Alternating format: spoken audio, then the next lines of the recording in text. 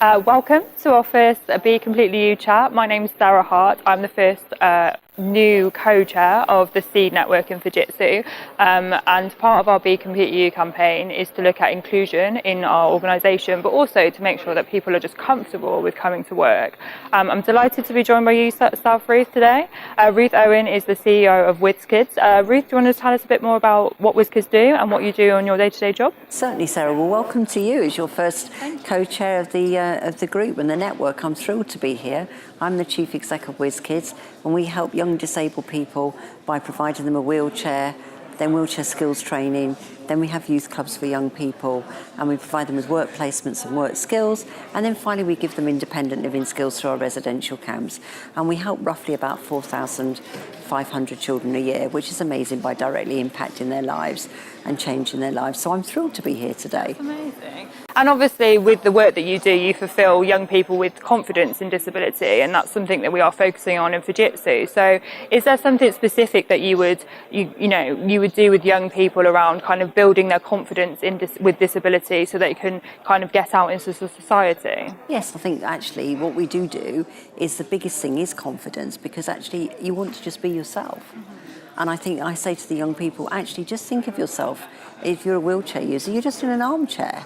But the person should not see your chair and just see you. So I think the most important thing we do, we give them skills for them to be able to actually be themselves and actually celebrate themselves. So I say to all our young people, you should celebrate who you are, whether you have really severe complex needs or whether you're just like me and just have a wheelchair that needs to get you around. You should celebrate that and be happy and do all the things that you want to do. And I think that's the most important thing, outside of giving the young person their wheelchair, because that's the first start of the journey. I think actually giving a person the confidence with a disability to be themselves is probably the biggest gift we can give anybody, and particularly the young generation.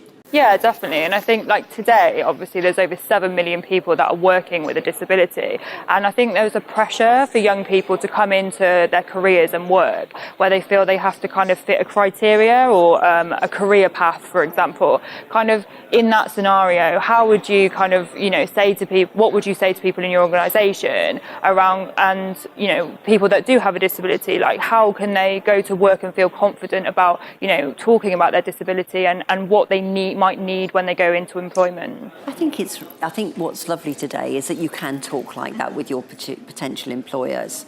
I think when I started work, you definitely couldn't talk like that. Mine was very obvious for sitting in a wheelchair, but actually there was no accommodation of my disability. And actually it was never talked about in the work environment. So I think today young people can talk about it. I think they should be confident to say that they should talk about it. And I think from an employer point of view, actually they should just see that young person as talent. And work their business around talent. Yeah. We should be. I think a business gets the best out of people when it's diverse. I think the more diverse a business is, the more it represents the communities they serve. So I actually think it should, from a business point of view, actually has lots of benefits. And I think about myself. I actually think when I started work, I never ever had a day off sick in my working life. Now, touch wood, I've been lucky. Yeah. But actually, if I had said I needed to have time off for my disability, I'm not sure how easy that would have been. Yeah. Actually, and I think today people are much more accommodating, and I think the more open you can be, the more you educate somebody else and the people around you and your colleagues. Now, clearly you don't want to be defined by your disability, because that's not right. And I find that quite irritating. If people start by Ruth, a wheelchair user, I'm like, I'm not going to do that. Yeah. I'm quite happy to be known as Ruth, as the CEO. And I think the more nearer the top you get, the harder it is to be so open about your disability. Yeah. But I think, hopefully the world is changing for the better. And I think we should celebrate people that are different, and disability is just one of those things. Like, some people have to do something different. I just get to work a different way than some people that will get on a tube. Definitely. And I think to look at it like that, it's just a normal thing in your life. And I think that's educating, everyone around us that it's just the same for, they want to work, we want to work, everyone wants to do their thing. And it's just a different way of doing it. And I suppose, as you mentioned, society has changed over the last, probably 10, 15 years. And how do you think we should continue in organisations and, in Whizz Kidz, kind of to normalise disability with people? Because like you said, it's around education. What can we do to make that easier for people? I think we should celebrate everybody's success. I think that's the first point. I think we should celebrate different. I think we should, we should really embrace different. And I think sometimes people embracing different is quite scary because people just don't understand. Are they going to say the right things? I never through my working life have ever made my wheelchair anything other than, I always just say I'm a chick in a chair with wheels. When I started my working life, and I was in sales, so I was front of house, and people had never met anybody in a wheelchair. So I took it on myself to educate somebody. If I needed help, I'd ask for help. I was always upfront about needing help, and if I had to get in a building that, not today where you've got ramps and accessibility and accessible toilets. I mean, I won't mention on camera, but I've been in client buildings where there was no disabled toilet, and I had to go to the gents' toilet because they were the one that was on the same floor often. So I used to make my client, very alpha male, stand outside. I used to say to him, you've got to stand outside where you chuck the boys out, I'll go to the loo and you just wait and make sure nobody comes in. And I could see he was a bit uneasy about this, and I said, look, relax, you must have a girlfriend, you must have a wife, you must have had women around you. I cannot believe, because he was quite a handsome man, so I didn't believe that he'd not had women in his life. And actually he said, no, yes I do. I said, well, just chill your jets, just relax about it. So I thought it was my job to educate people around me, to say I would ask when I needed help. If I didn't need help, I wouldn't. So I think in business life, I think you just have to be inclusive. And inclusive means much more than just it being male and female. It means inclusive in its widest sense in the community. And I think it's down to us to educate other people.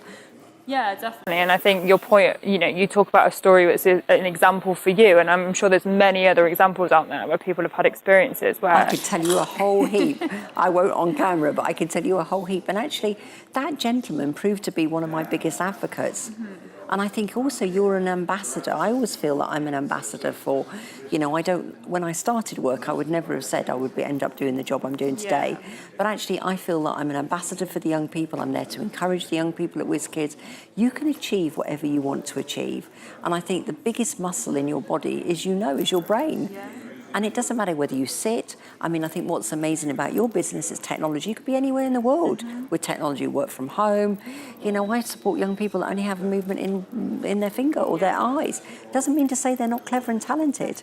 They're definitely talented. So I think, you just got to embrace it. You've just got to do different things.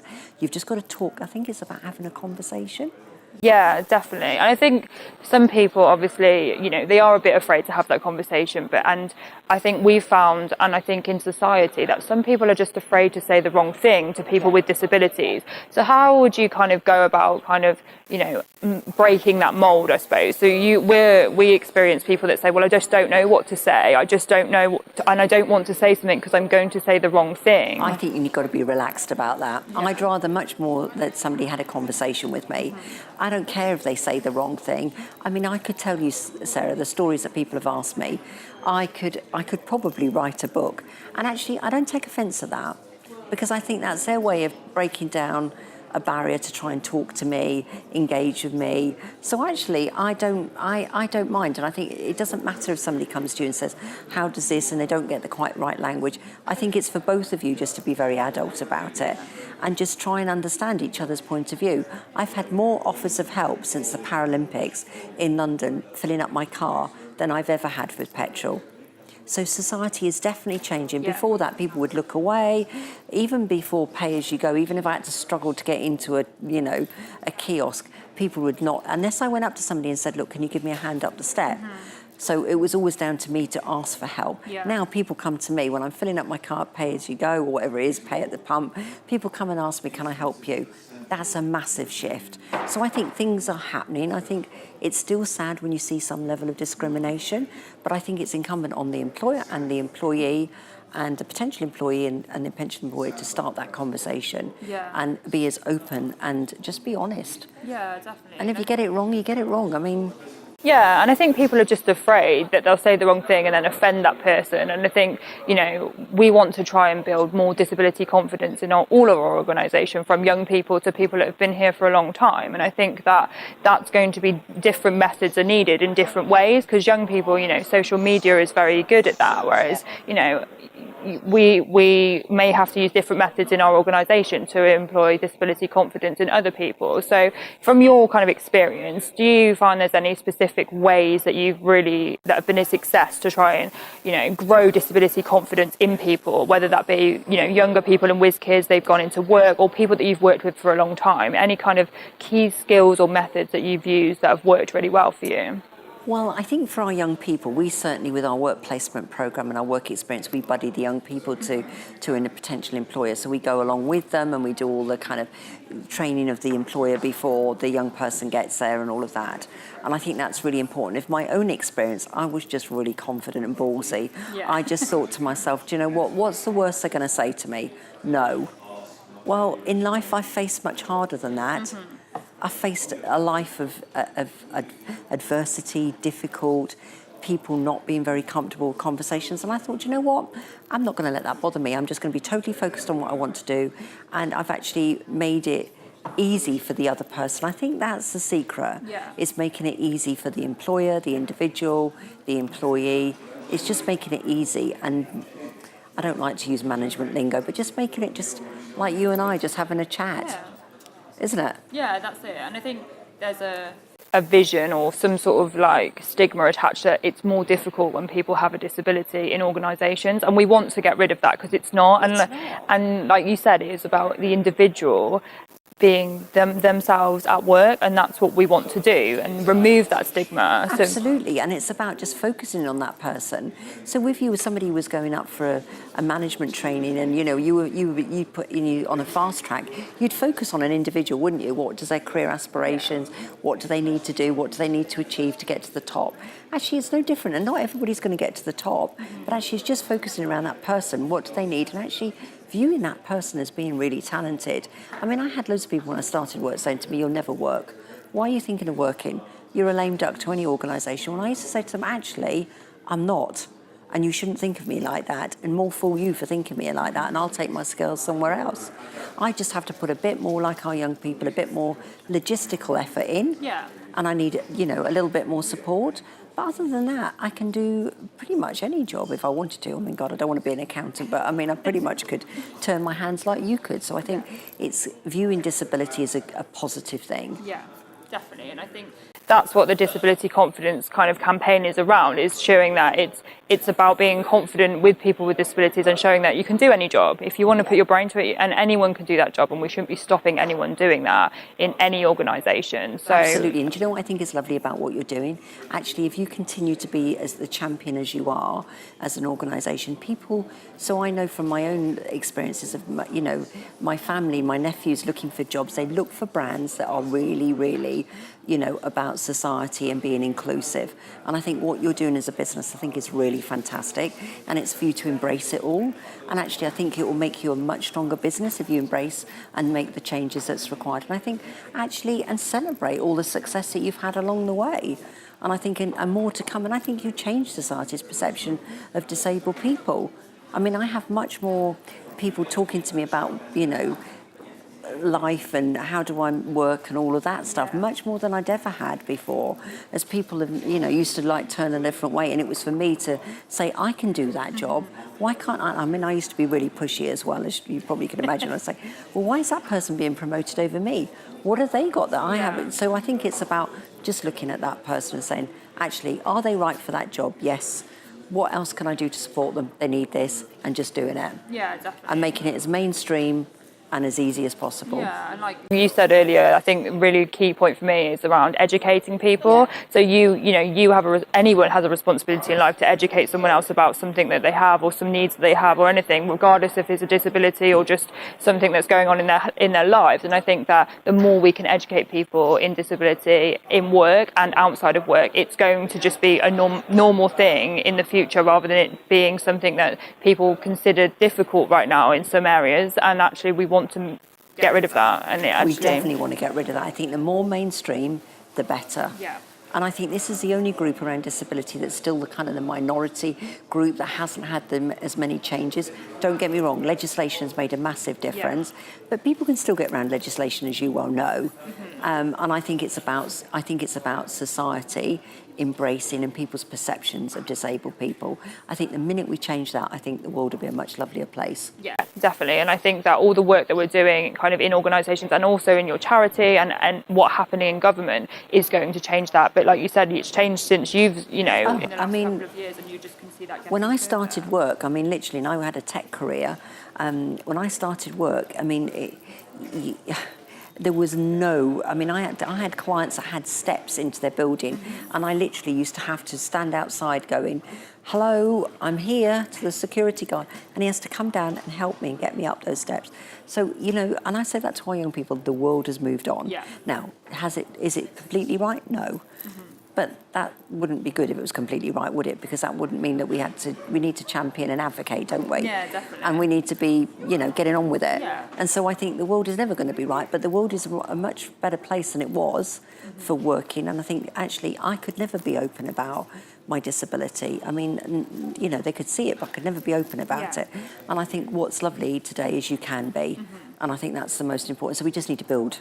And we need to keep building. Yeah. So actually the disability isn't on the edges, it's actually mainstream and everybody's really comfortable. Yeah, no, that's amazing. And your advice around kind of being honest and open with people, I think will resonate with a lot of people, because some people are worried about being honest and some people don't want their disability to stop them getting something. And I think, you've given some examples and some, situations what you've been in that haven't stopped that. And I think that's what we want to get into people, is that, organisations can change and adapt for people to do the job that they want to do wherever they are. And over time, I think that's only going to get better. It's only going to get better. And I think the more, I mean, I think it also helps if you've got a really good line. I mean, I've had some amazing line managers in my time, and that have been, great. I mean, don't get me wrong, I've championed my own cause, as I think that's what you have to do, don't you? When you're in a career, if you want something, you have to go out and get it, and nobody's going to give it to you.